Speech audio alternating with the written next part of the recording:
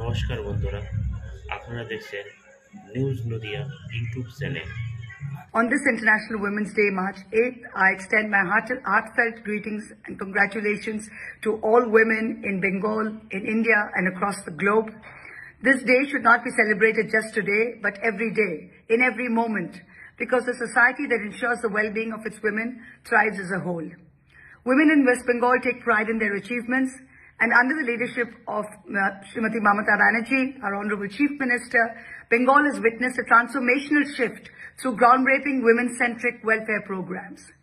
The Lokhi Bhandar scheme alone has benefited about 2.2 crore women in the state. This year, 24-25, the government has allocated almost 19,400 crores. For the scheme, we've increased the monthly allowance for general caste women from 500 rupees to 1,000 rupees a month, and for SC/ST from 1,000 rupees to 1,200 rupees a month. Another scheme which has been recognized by the United Nations is the Kanya Shri scheme. That has now completed 11 years of successful implementation. We ensure financial security for over 1 crore girl students.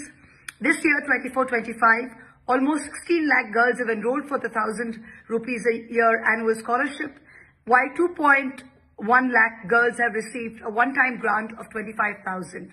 The total disbursement has exceeded 590 crores this year. Under the Ruposhri scheme, we aim to keep the girl child in school till 18 years of age and prevent child marriage.